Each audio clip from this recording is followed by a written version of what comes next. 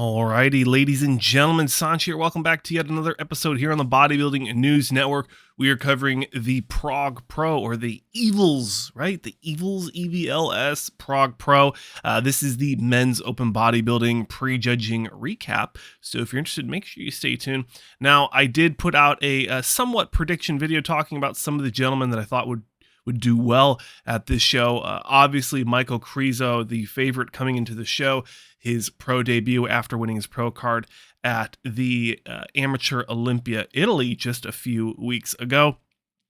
Some of the people that came into this show, we saw most of these gentlemen at the Tsunami Pro, Jan Turek, maybe Jan Turek. He's competed a few times, doing really well in some of these shows. I think he placed just in the top 6 at the Tsunami, as well as Milan Sadek, who placed in the top 6 at the Tsunami Pro that James Hollingshead won. And one of the surprising finishers here is Kokeny Bela. I did not predict him to come into this show doing too well. I was not familiar with the gentleman. Obviously, no disrespect to this young gentleman, but looks very dense, a very thick fella coming into this show.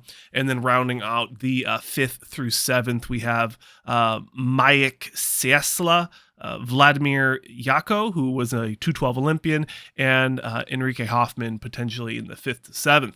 Now, this is a side-by-side comparison of the favorite to win this show, Michal Krizo. Now, I thought this was kind of fun, so that's why I put them side to side. And some people are saying this isn't his best version. I would say that in some of the shots, he looked phenomenal. In other shots, he definitely can be harder. I think that he's going to win this show. He's going to get the Olympia qualification, but he is not going to do well at the Olympia if he does not come in tighter. He needs to come in harder. His conditioning needs to be... Heck, if his conditioning was like Jan Turek's, who I'll show you in just a second, that guy came in inside out peeled. Compared to the Tsunami Pro that we just saw him at, massive improvements in conditioning.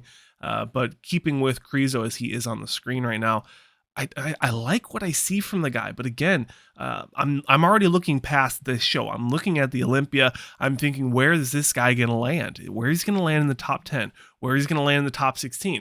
There's going to be almost, by the time all the competitors finish qualifying for this year's Olympia, from what I'm looking at, man, I'm zooming from this coffee, there's going to be 16 people placing outside the top 16, which is going to be an absolute monster of a showing. We haven't had a men's open bodybuilding competition like that so far to date. That is something that classic physique, men's physique, and women's bikini have always held, is having that many people finishing outside the top 16. Now, looking at this is the top 7, as you can see here. Enrico Hoffmann, who was one of the guys I thought was going to do pretty well here. He's a little blockier, but very thick, a very dense gentleman. Potentially all the way at the end here, placing maybe 6th or 7th at this show. Michal Krizo, no question about it, right in the middle, looking phenomenal. And then next to him is Milan Sadek. To his left, your left, Jan Turek, right next to him in the red trunks as they switch places right now. And then also in the green trunks is the Kokeny Bela. I'm not sure what the nationality is on that one. But he looks very thick, great conditioned glutes. Really showing up everyone else. Michal Krizo probably the least conditioned out of everyone on the screen right now, but as they transition to these back shots, and especially the back lat, I think really proves the point that Michal Krizo is going to win this one. Besides just the news piece, the promoters, all the people of that nature wanting to get that name, get that excitement of having him represent them, and then you got to think next year. Next year they're going to do the posters, and they're going to have Michal Krizo sitting center stage on that promotional poster. So just a side tangent here. I like what I'm seeing from Michal Krizo. Like I've said a couple times now, I think he's going to do well.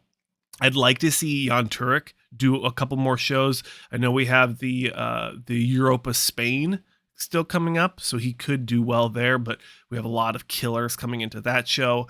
We also have the Romania Pro coming up very soon. So we have two more European Olympia Pro qualifiers left in the tour before we finish up October, coming into December.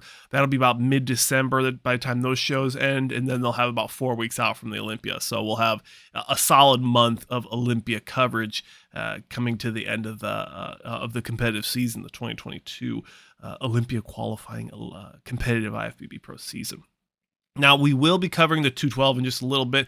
I saw some phenomenal gentlemen in the 212 here. Lots of new names for me, to be honest. So I'm looking forward to covering that. And then also the Chiru Classic has 212 in that show as well. A smaller lineup, but in my opinion, an exciting lineup nonetheless. New shirts, if you guys want to check it out, bodybuildingnews.net. We have some pre-print shirts like this. Otherwise, if you want them printed from me by hand and you want me to put something on there, a last name or a football number or something like that on the back, let me know. I can do that. It's definitely a possibility here on the Bodybuilding News Network.